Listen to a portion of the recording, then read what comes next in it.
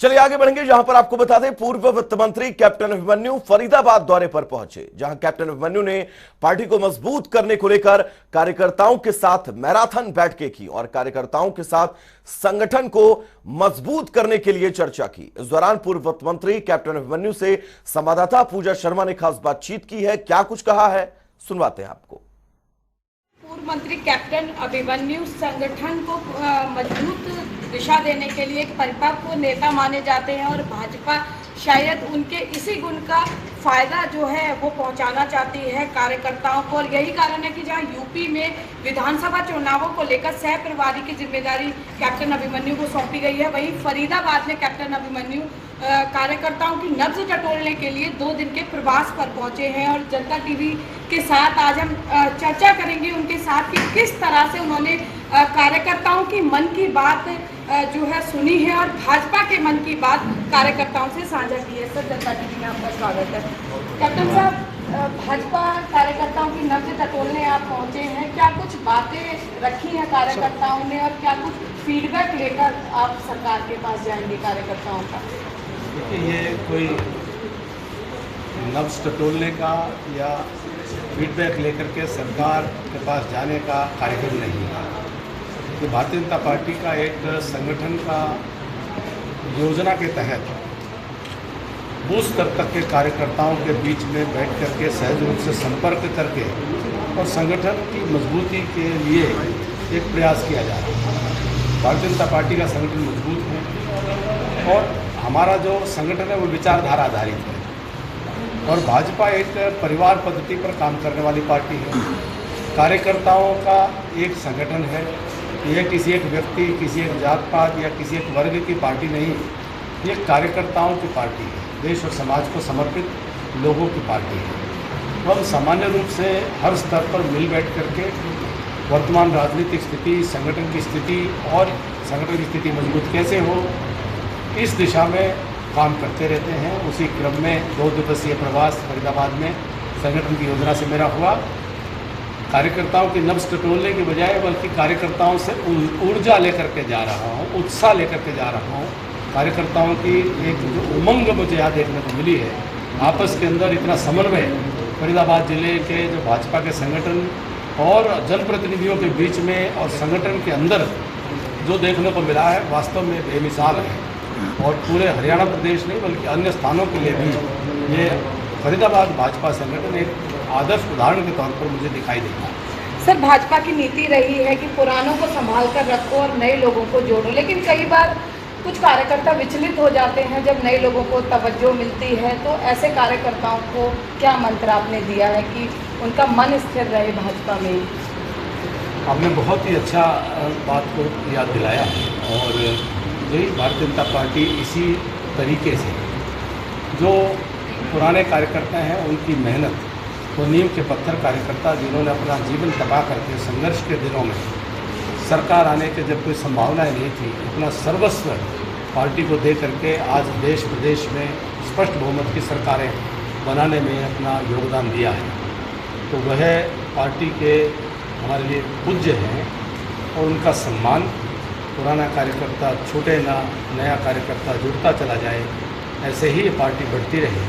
तो एक ही मूल मंत्र हमारा रहता है कि एक परिवार है और परिवार की तरह से बड़ों का सम्मान करते रहें और परिवार की तरह से एक दूसरे की भावनाओं का आदर करते रहें, परिवार की तरह से मिलजुलते रहें, परिवार की तरह से बातचीत करते रहें। मत भिन्नता हो सकती है परंतु मन भेद नहीं होना चाहिए। यही इस मूल मंत्र को लेकर के हम अपनी पार्टी के काम को करते रहते हैं। सर, यूपी विधानसभा चुनावों को अपने आपको सह प्रभारी की जिम्मेदारी सौंपी है। बहुत ही जातिगत समीकरणों को ध्यान में रखते हुए भाजपा ने प्रभारियों की एक लंबी फहरिस्त लगाई है। चाहे अनुराग ठाकुर जी की बात करें, ठाकुर समाज को जो है उसके वोट बैंक को अपनी तरफ आकर्षित करने की, चाहे सरोज पांडे की बात करें ब्राह्मण वोट बैंक पर, क्योंकि सपा और बसपा दोनों की नज़र है। वहीं पश्चिमी यूपी के लिए खास तौर पर आपको चुना गया है क्योंकि किसान आंदोलन की वजह से कुछ लोग वहां पर शायद भाजपा से नाराज है, ऐसा कहा जा रहा है। किस रणनीति के साथ उतरेंगे और अपने रूठे हुए उन कार्यकर्ताओं को, उस वोट बैंक को भुनाएंगे अपने पक्ष में?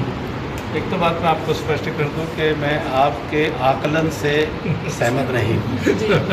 ये भारतीय जनता पार्टी ये कार्यकर्ता को काम करने का अवसर प्रदान करती है। कार्यकर्ता की जाति पाति देख करके हम काम का आवंटन नहीं करते। जो राष्ट्रीय नेतृत्व को उचित लगा कि अन्य राज्यों में चुनाव है और उत्तर प्रदेश में भी चुनाव है, महत्वपूर्ण चुनाव है, बड़ा प्रदेश है, तो यहाँ पर कौन कार्यकर्ता उपयुक्त होकर के संगठन के साथ समन्वय करते हुए भारतीय जनता पार्टी की विजय को सुनिश्चित करने में अपना योगदान दे सकते हैं। तो उस दृष्टि से राष्ट्रीय नेतृत्व ने निर्णय लिया। मेरे लिए सौभाग्य की बात है कि मुझे इस योग्य समझा कि मैं इस चुनावी रणभूमि में अपना गिलहरी योगदान दे सकूं एक सैनिक के नाते से, और भी साथी कार्यकर्ताओं को इसी रूप में ये जिम्मेदारी दी गई है। हम सब सर्व समाज के राजनीति करने वाले लोग हैं, सर्व समाज को साथ लेकर चलने वाले लोग हैं। ये जातिगत राजनीति की जो परिकल्पना है ये क्षेत्रीय दलों का ये आधार रहता है। क्षेत्रीय दल इस प्रकार की बातचीत को समाज के बीच में या मीडिया के बीच में उठा करके अपने राजनीतिक आधार को बनाए रखने की कोशिश करते हैं। भारतीय जनता पार्टी समग्रता के साथ में सर्वस्पर्शी, सर्वग्राही, सर्वव्यापी पार्टी बन करके सबको साथ लेकर के चलने का प्रयास करती है। तो पूरे उत्तर प्रदेश के जिम्मेदारी है। क्षेत्र के फेजेस के अनुसार चुनाव होते हैं तो अलग अलग क्षेत्रों में भी हम फोकस करके समय अनुसार काम करेंगे और सभी वर्गों को साथ लेकर के चलेंगे। और जो किसान वर्ग की जो आप बात कर रहे हैं, योगी जी के शासनकाल में हर वर्ग उत्तर प्रदेश में अपने आप को सुरक्षित, महफूज और पहले से बेहतर महसूस कर रहा है। और मुझे इतना विश्वास है कि किसान अपने अच्छे और बुरे को बहुत अच्छी तरह समझता है। किसान ये जानता है कि सपा और बसपा के कुशासन में उसका भला कभी नहीं हो सकता है। केवल भाजपा, योगी जी और मोदी जी ही किसान का भला कर सकते हैं। जो भी कोई आशंकाएं, जो भी कोई किसी प्रकार के धारणाएं उनके मन में कोई भी होंगी, उनको कार्यकर्ताओं के साथ मिलकर के दूर करेंगे।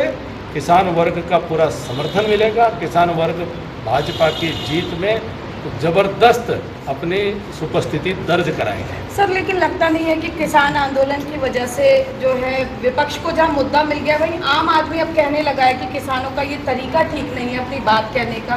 तो सरकार किस तरह से प्रयास कर रही है ताकि किसानों को भी राहत मिले और आम आदमी को भी राहत मिले?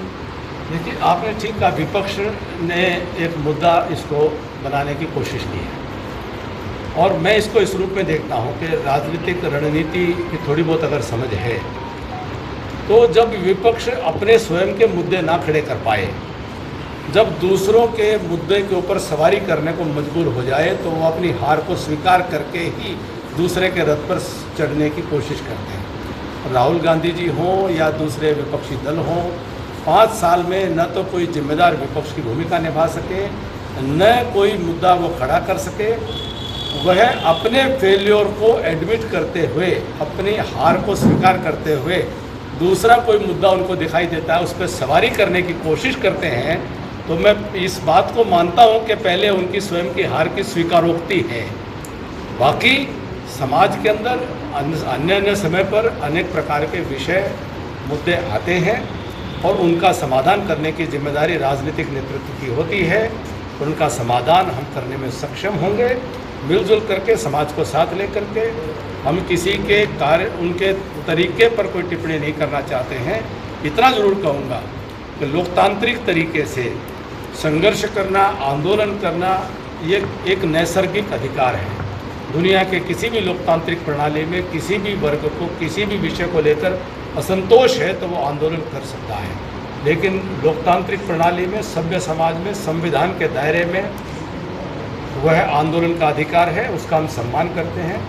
आंदोलन में हिंसा का कोई स्थान नहीं होता है। आंदोलन में हिंसा से आंदोलन कमज़ोर होता है। अगर आज़ादी के समय के आंदोलन देखेंगे, जो आज़ादी का संघर्ष था, जो स्वतंत्रता आंदोलन था, महात्मा गांधी जी ने जब जब किसी आंदोलन में हिंसा हुई तो उस आंदोलन को वापस लिया।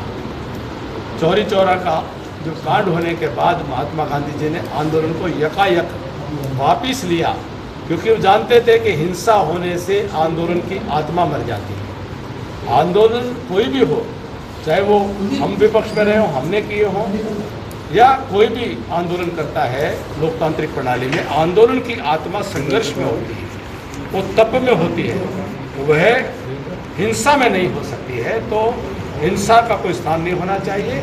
आंदोलन करने का अधिकार है, हम उसका सम्मान करते हैं। जी बिल्कुल, देखिए कैप्टन अभिमन्यु हमारे साथ थे और बहुत ही अपने चिर परिचित अंदाज में अपनी वाक पटुता शैली का परिचय देते हुए उन्होंने न केवल कार्यकर्ताओं का में उत्साह भरने के साथ साथ एक बहुत ही सकारात्मक बात कही कि कार्यकर्ताओं से जोश लेकर वे यहाँ से जा रहे हैं, और साथ ही साथ यूपी विधानसभा चुनावों में किस तरह से भाजपा अपने विरोधियों के खिलाफ रणनीति का चक्रव्यूह रचेगी, उसे लेकर भी उन्होंने चर्चा की। और एक बहुत महत्वपूर्ण बात यहाँ किसान आंदोलन को लेकर कैप्टन अभिमन्यु ने साझा की है जनता टीवी के साथ कि उग्र होने से कोई भी जो आंदोलन है वो कमज़ोर होता है। तो एक नसीहत के तौर पर उन्होंने किसानों से अपील की है, अप्रत्यक्ष रूप से ये कहा है कि लोकतांत्रिक अधिकार है अपनी बात कहने का, लेकिन हिंसा का उसमें कोई स्थान नहीं है। कैमरा पर्सन शिवम के साथ फरीदाबाद से पूजा शर्मा, जनता टीवी।